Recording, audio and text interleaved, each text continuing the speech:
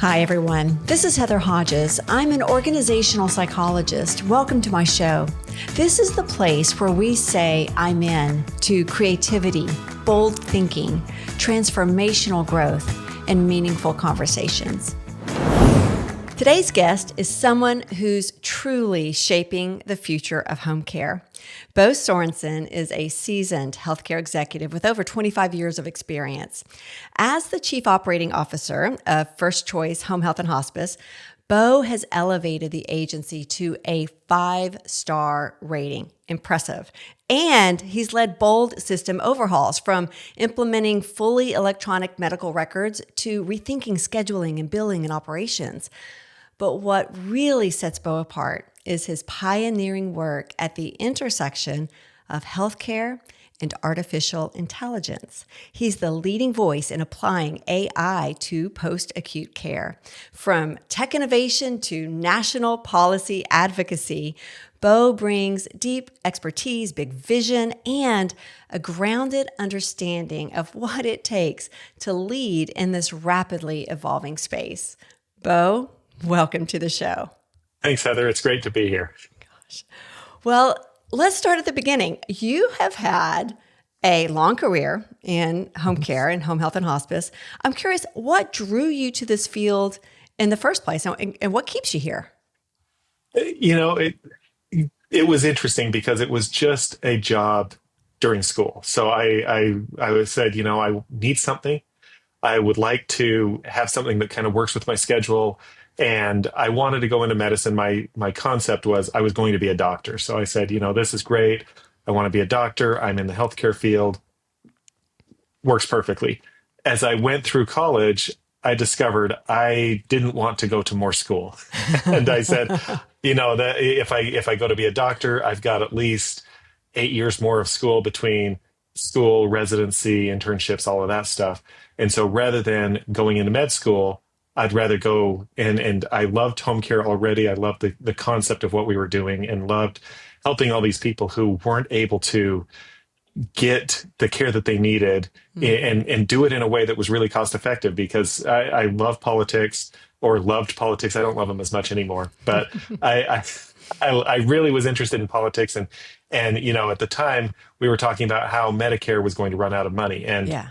I looked at home health, I looked at hospice, and I said, this is really an area where we're saving the country money and we're providing good quality care at the same time. And so all of those things kind of coalesced, and me already being in the field got me to say, I really think I want to do this as my career. And so I did. And while I have those interests, I also have interest in technology. And that has kind of added into this at the same time. And so, as we've moved forward and as I've had my career, I've had all these side things, from, working with people to help with their databases and to draw information out of them, and working now on artificial intelligence, just because I have that kind of brain and background to where it comes easily to me, and hopefully I can help it come easily to other people, just because there's not a lot of that expertise in our field, and it's vitally important for us to stay ahead of the curve when it comes to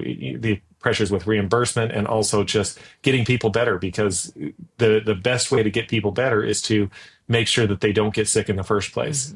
And if we can monitor that and we can correct those issues that they have before they ever get sick, then we're helping everybody. And so it's a great societal good, and that speaks to me as well. I love how you talked about those all of your interests coalescing. Like you love medicine, you're interested in politics and helping the patients get better, and all of those things came together. And now you throw in technology and AI, and in this space, when somebody's thinking, who can we have come talk to us about AI in home care, Beau Sorensen is the name that rises to the top. And I'm curious, how did that happen? How did you get interested in AI in particular?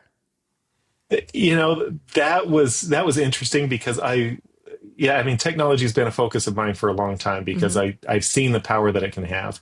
And I saw what happened when we were able to move our clinicians from paper to electronic. And then when we were able to move everybody over to electronic and have all of those papers available to the clinicians that used to be stuck in a chart room somewhere. Mm-hmm. And as I would go through my career, everything that I thought of, I thought, this would be great. It would be great if we could connect these people. It'd be great if we could do this and get this information. And so all of that started to coalesce around what could do this. And ultimately artificial intelligence is the thing that started to rise to the top. And it wasn't ChatGPT that got me the first notice of artificial intelligence. There certainly were some other things that were happening, and some of the work with robotic process automation that some of the companies in our industry have done. But it's been something that as they did that, as these large language models started to rise in ubiquity, I started to research it and said, this is really something that could be a huge benefit to us. The problem is that we're behind the curve, and so we have to get ahead of the curve, or at least get with the curve, and catch up in a very quick way, because if we don't do it, then we're going to be behind, and our patients are going to be the ultimate ones who suffer. Right, right. And I think in a lot of ways, AI can be abstract or intimidating. Mm-hmm. How are you going to make sure that we're not behind the curve, and that we are understanding its value and helping other organizations and our industry as a whole adopt AI and these new language models? I mean, what do you think? Yeah, one of the things I think is that it really is important for us to know what's going on elsewhere, because some of these other industries are doing incredible things with it. I mean, I just saw something the other day about how they're creating whole movies using artificial intelligence now. And I know that is absolutely terrifying for people who do storyboarding, for actors, for artists. I mean, my daughter is going into animation, and she says to me every time I talk about AI, she says, "Dad, you're killing me. This is my career." And all I have to say to her is, what you need to do is you need to get good at artificial intelligence, because you can't stop the future. All you can do is try to catch the wave, because the future is going to happen whether you like it to or not.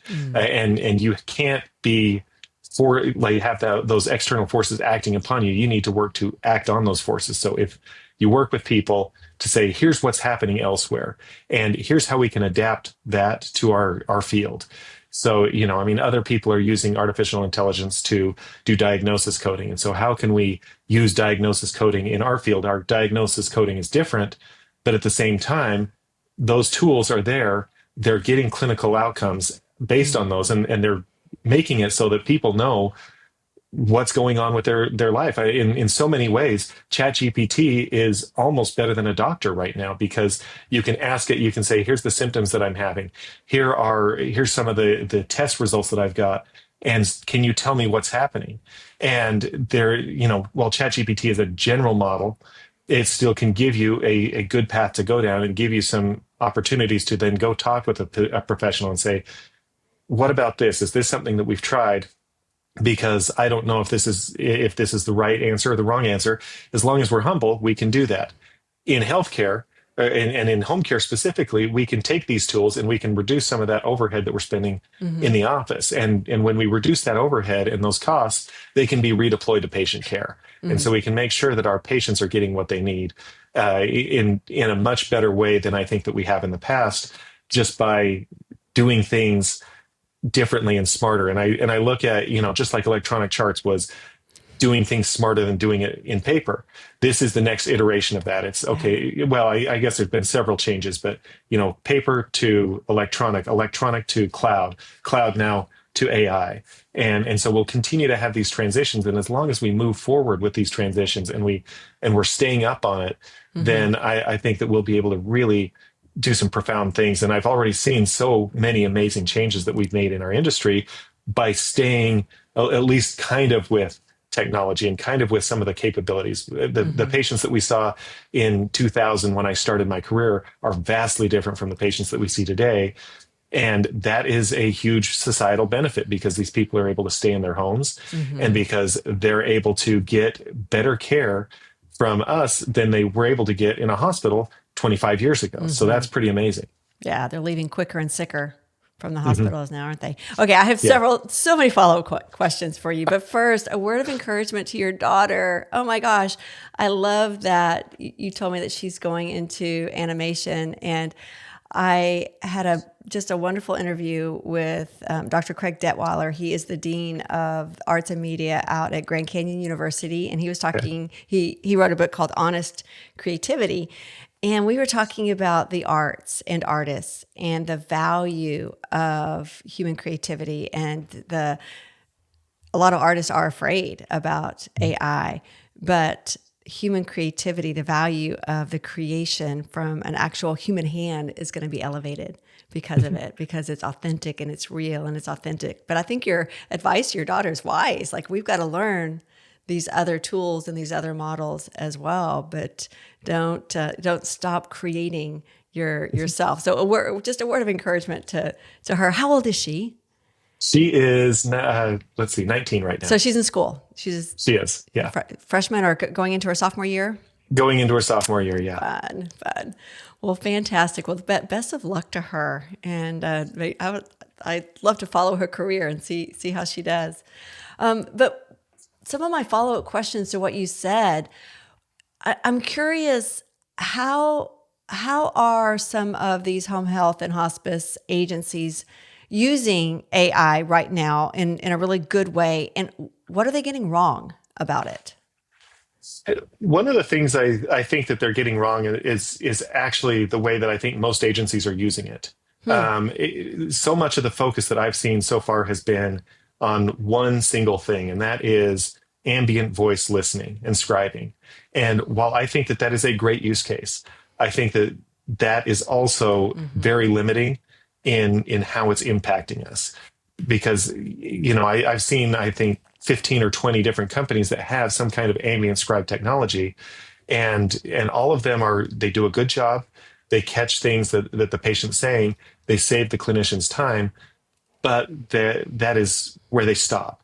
And they say, hey, we've got artificial intelligence, we've got this scribe, and it works. And it's like, okay, great. We're using AI, fantastic. The problem is that ambient scribing, and that's where some of the innovation has stopped too. There is so much more that we can do with these devices that we have, and so many more AI tools that we could utilize if we would just open things up a little bit more. Because yes, voice is capturing some things, but we're not using those cameras on every single device that goes into those patients' homes. Why aren't we using the cameras? We have sensors in all of these devices that you could just put on the patient's hip and say, walk. And then as that patient walks, it can tell you what's going on with their gait. Do they need assistance? And it could start to fill out some of this information in a way that ultimately that voice is just observation. It's observation of what's happening between you and the patient. And yes, it's gauging what the patient is saying. It's gauging what you're saying, and it's capturing that. That's fantastic, but it's not capturing their true clinical condition because it's still relying on unreliable narrators in the clinician and the patient, not on their actual true condition. And so when you have an impassionate camera or sensor that tells you, here is what's happening with the patient right now, based on my best knowledge from all of these other people that I've captured, that is where you start to get some profound change in this, in what's going on with these assessments. And so that is something that I think we're getting big wrong everywhere in the industry, because we just have not moved on to that. And we've got to capture the voice combined with those sensors and cameras so that we can have a holistic picture of what's going on with the patient. The next area where I think that we really need to focus is we need to go beyond clinical, because when, clinical is certainly a huge part of what we do. It's most of our costs are in the clinical realm. It's the staff, it's the mileage and all of that stuff. But we can do so much in the back office with AI, and we're not doing that yet. We can audit charts. We can do actual OASIS coding, and there are a few companies that are doing that today that are doing a great job. We use one at our organization. We actually use both of them depending on our patient population, and so those are fantastic. There is things that we can do in areas where it's already been proven, like finance and marketing, and we need to look at everything that we are doing throughout our organizations and say, where does artificial intelligence fit in here? And it may not be a perfect fit. We may say, this doesn't work for us, and that's fine. So we'll wait for the right tool, and then move on with other areas, because you can't transform your whole organization at once. You have to do it piece by piece, and Yeah. these are big transformations. Oh, truly. But the more that we move forward and the more that we use these tools, the more we're going to see the benefit. And it's better to get that benefit sooner than later. And so I think that that's the thing that we need to do. But it is good that people are at least dipping their toe in there and starting to get comfortable with some of those AI tools. And, it is a bit of I would say a progression. It's getting people comfortable with this one tool. Okay, great. We know that we're using AI, and getting them comfortable with the verbiage. AI is not this terrifying thing like you've got in the Matrix or in the Terminator, where it's going to come and it's going to kill us all or kill all of our jobs. It's going to help us. And we just have to then find how we can mold that in each organization. And that's where leadership comes in to really solve that problem. Well, that brings up lots of good thoughts, and not good thoughts, but lots of follow-up questions for you. What about budget? I'm thinking, like, what are some of the obstacles that you've seen that prevents agencies and organizations from implementing some of these amazing technologies, from like the ambient voice scribing, the cameras, the patient monitoring? What gets in the way? Budget certainly gets in the way, and that is, I would say, one of the biggest challenges that agencies have is they say, how are we going to pay for this? Which is why I like to look at the back office, because that is money that, when you look at your organization, you've got people who are making money and you've got people who are using money. And the back office is ultimately filled with people who are using money. It's not that it's a bad thing, it's just how it is. And so they are using money. And so if we can take that money that they're using and reduce that cost, then we can redeploy that money to other things. And so we can start to self-fund some of these projects. So, for example, when we made the transition on our Oasis coding, we reduced our cost by 75% overnight. Wow. And that was immediately seen on the bottom line. And then we were able to use some of that money to redeploy to other initiatives, so that we could then, continue to move forward. But and that was something that it didn't take anybody's jobs, at least as far as we know, because we had outsourced coding before. It's still outsourced. It's just outsourced to a much lower cost provider because of the tools that they're using. That's a good point. That I think a lot of people, when they heard about AI initially, there was a lot of fear of, is AI going to take my job? And how can AI come alongside our jobs to do them more efficiently, free up the human intelligence, and focus on the care and the creativity that only a human can bring versus the AI. Yeah, absolutely. And that's, it will, to say it's not going to take anybody's job is really, unfortunately, not reality. There's a lot of people in a lot of industries right now that are being disrupted by AI. And John Stewart talked about this. He said, when we look at the Industrial Revolution, that was 100-year period of time, and that transformed everybody's jobs. It moved us from primarily an agrarian society to one that worked in factories. And because it was 100-year period of transition, there was time for people to learn and to have that creative destruction happen in a way that didn't negatively impact people as much as what unfortunately will happen with artificial intelligence. Because he says that 100-year period of time that we had for the Industrial Revolution is being compressed into a 5 to 10-year period of time with artificial intelligence.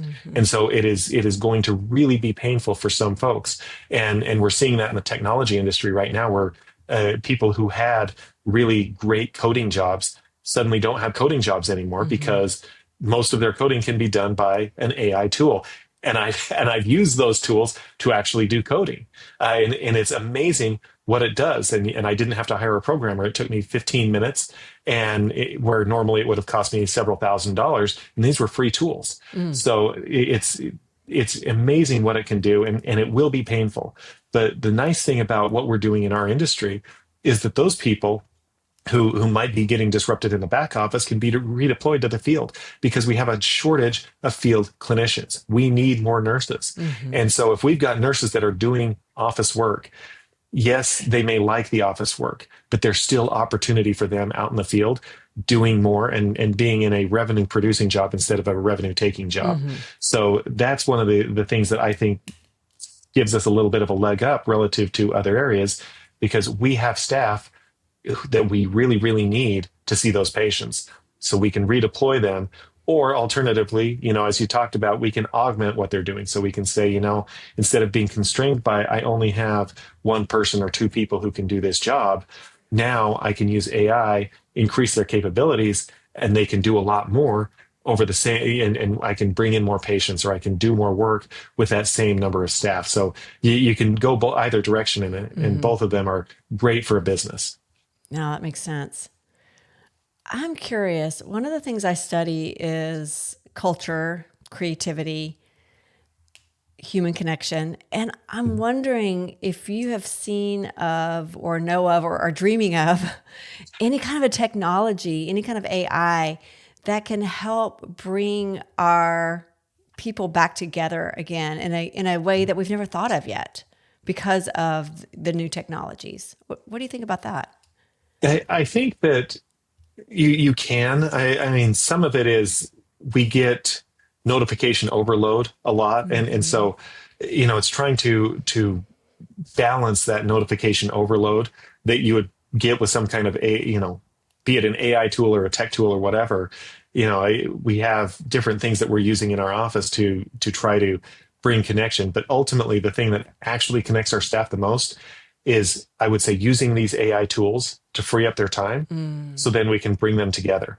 Hmm. Because getting people together in the same location makes a profound difference. And we actively work to do that at least a couple of times a month. We give them a good meal that I cook. And and Okay. Wow. and so I cook for 130 people every month. Wow. And those folks get that connection because they come in, we chat, we have a good time, and that's all that we do. There is no business that's associated with it other than we want you here so that we can connect, and we will provide opportunities and tools to free you up so that you can get here. Mm. Okay. My listeners are going to be like, ask Beau what he cooks before asking You my know, next question. What do you cook? I cook all kinds of different things. It's so I've done Mexican food, I've Uh-huh. done barbecue, I've done turkey, I've done lasagna, uh, soups, salads. It covers the whole gamut. It's just basically what is it that I'm good at cooking, Uh-huh. and then we'll cook that as long as I can scale it to Yeah. 130 people. Nice. So yeah, there's a rotation of probably 13 or 15 different cuisines that I've done, and just kind of rotate through, once a year or so. Oh my goodness. Wow. Most people don't make that many meals in their kitchen at home, much less for 130, 150 people. That's impressive, Beau. I'm like, when's the next time I'm coming over? Like, let, We've got one this upcoming month, so if oh you're out man, in Utah, then come I'm on in. stopping by. I'm going to come eat some Beau cuisine. Wow. But what a fascinating perspective. And I see that you're living it out, that the application of AI in your company has helped save time, which is the only commodity we can't get back. And it's so precious. So saving time for your clinicians, your team allows them to have opportunity for connection and to build culture in your organization. Exactly. Wow. Wow. Well, that brings up a my magic wand question. If you could wave a magic wand and fix one thing in home care and hospice, just overnight, what would it be? The thing that I would fix, and there's a lot of things I'd fix, but the one thing that I've wanted to have fixed for 15 years is that there is a negative association with technology in our industry, in the Mm, sense that there is no payment mechanism for being better with technology. And my big case in point is with telemedicine in all its different varieties. mm-hmm. So, I mean, we started having a telemedicine program way back in I think 2005. And in Wow. 2005, it was archaic. It was a black box that you can't really get anything out of.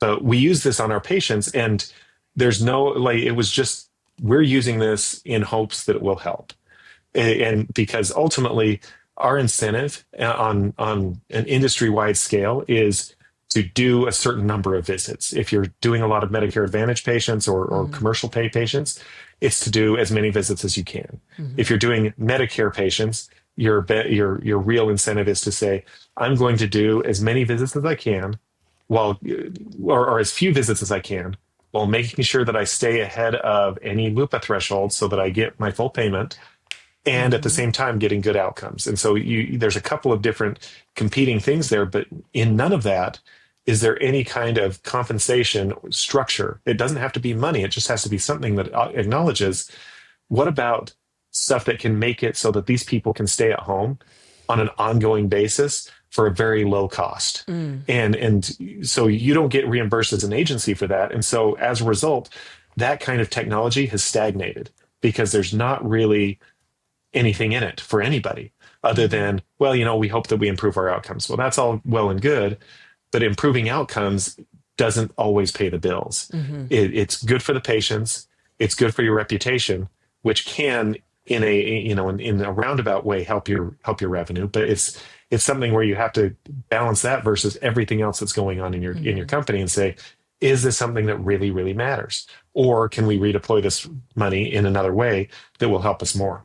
Mm-hmm. And so there's got to be something that moves that forward, that allows us to manage this population in a way that keeps them out of the hospital and that reduces the overall cost of healthcare, because healthcare costs are expensive and hospitals are the biggest cost driver in that. And some of that is because of a lot of the way that insurance companies work and negotiations between hospitals and insurance companies. But some of that is also just they see people who are already there because something has gone terribly wrong. Mm-hmm. You're not going to the hospital if you're just getting a wellness checkup. Mm-mm. And so if you can get people so that you can see what's going on with them on an ongoing daily basis, and then get somebody out there if something changes, if they have a blood pressure spike, or if their pulse is racing, or if their O2 sats are suddenly gone, or if they're not moving, if you have Mm-hmm. cameras that are installed in their house and it's saying, okay, this person hasn't moved in 6 hours, this is not ordinary, what's going on with them? All of that is information that would be extraordinarily valuable and that would help us to reduce those hospitalizations, Mm-hmm. but there's no money to pay for it because there's no payment mechanism. Mm. And the other thing I'm thinking about is who is innovating? Where is the creativity and innovation and the funding to create those devices or that technology in the first place? Yeah, exactly. Like, there are people who have created some of this technology, and Uh-huh. there's a lot of it that's already off the shelf. I mean, I could take a Nest Cam, Mm. and then I could Oh. have that in people's homes, and if I was able to pull data feeds from there, use some artificial intelligence on the back end to say, okay, this is what I'm looking for, and I have a large enough population to do this, then I can use off the shelf technology like an Apple Watch, like a Nest camera, like Mm-hmm. all of these smart devices that people already have in their Mm-hmm. homes. I can pull that information together and I can do it for very inexpensively. But because there's no money to do it, then people haven't really gotten around to saying we're going to move forward with this technology yet. Wow. Wow.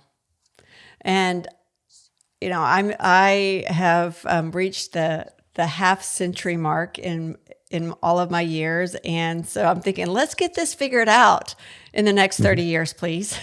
So, Absolutely.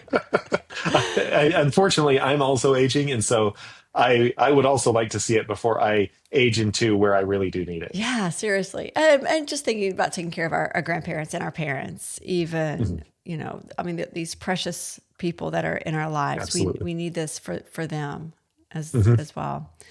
Yeah. Well, Beau, what are you getting excited about right now? Like, is there anything else that's on the horizon? Any tech or trend that really just we should be paying attention to, and that gets you excited? I mean, AI is the real, like, I'm really excited about that right now because I can see what it can do. And one of the nice things that I see is it can help us in a industry that is not really tech savvy Uh-huh. to plug some of those gaps. I look at the challenges that agencies have with things like cybersecurity, and I say, we can't afford a CISO.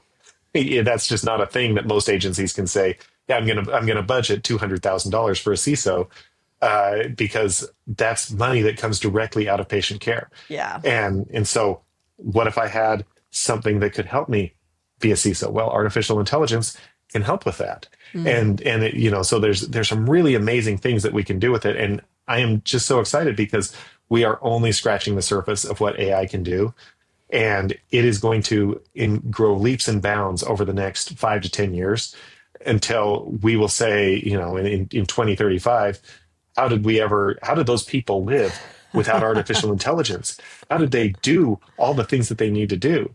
Uh-huh. And so it is just so exciting. And while it's taking up most of the oxygen, certainly for me, Hmm. and I think for everybody else, I think it's because it's going to be able to do things in ways that we had never imagined possible, just like how the internet transformed everything. If you had said in 1997, you're going to have this technology and you're going to be able to do video conferencing from anywhere, and you're going to be able to take care of your patients and have a chart right in front of you at all times, people would have said, "You're up in the night. That you're nuts. This is not a thing. We're stuck on 33K modems. How are you going to do that over that kind of connection? Mm. And you got to dial up, and you have a cell phone that's the size of a brick with no camera on it. So what are you talking about? So it's going to be that transformational to us, and it's going to really be exciting. So that's sucking up most of my oxygen. Wow. Well, I am so glad that you are thinking about it and that you're researching it and that you're exploring it just for all of our sakes.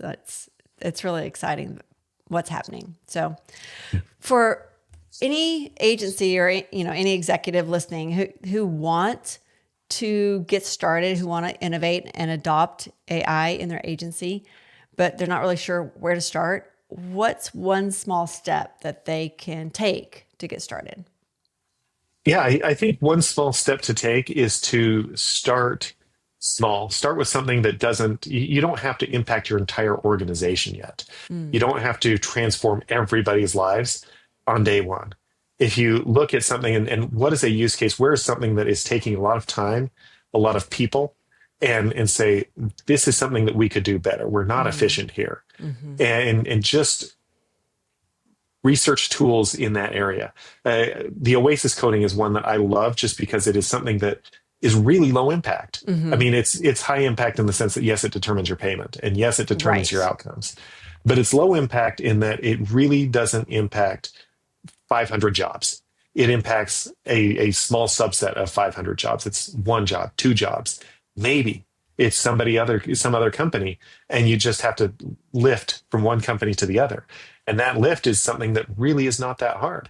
So if you start small and say, okay, let's just do a pilot, let's dip our toe in the water here, Hmm. see how it goes. And you can always go back, whenever you're, because most of the companies that do this, you're going to have contracts. And so you want to just get with them and say, okay, let's have a proof of concept. Let's see how yours do versus what our existing solution is. And then you can go forward. Or alternatively, if you've got somebody who's leaving because they're going to another job and you're saying, what am I going to do now?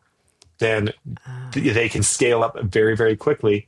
You just go out, get one of those AI coding companies Uh-huh. and say, we're going to use you, and we're going to use you going forward for the next however long the contract is, and then we'll gauge that, and then we can make an adjustment going forward from there. So I love it because it's so low impact in terms of impact on your organization, but it can be high impact in terms of the actual outcomes that you get from redeploying that money. So Hmm. Hmm. that's where I would start with anything, and then once you get comfortable with that, go to the next area and say, okay, we're comfortable. This is good. Change in any organization is hard. Sometimes you can do it very quickly. Hmm. Sometimes it can take a long time. And so this is one, you can probably do that. see a big win, and then that'll get your engines going so that you can then get more change happening and Yeah. start to move a little quicker with every subsequent change. Yeah. So that first step of just, possibly looking at a time audit where you're spending a lot of time, a lot of Yeah. money, and then that Oasis coding. That's a great example. 75% you said that you saved. 75%. Wow. Extraordinary. Overnight. Wow. Yeah, and it does seem like these kinds of adoptions, change is hard. So adopting bit by bit versus in buckets, it Yeah. probably would work better. Yeah. Wow. And sometimes the tools aren't there yet. So you may say, I want to transform my chart auditing. And because that's an area that I think it's a lot of waste in the sense that you've got a person or people who are sitting there looking at charts all day and saying, okay, is this right? Is this wrong? Are they missing things? Who knows?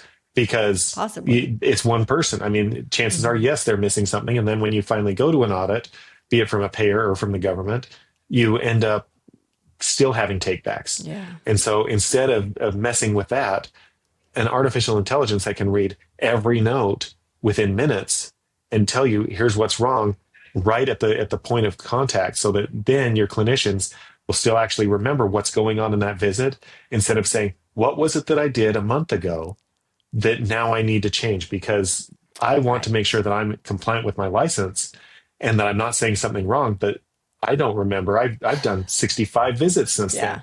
How can I possibly know what happened to that patient? So, it can speed that process up dramatically, but the tools aren't quite there yet. It's something where I've started to see people dipping their toes in, but we're not there.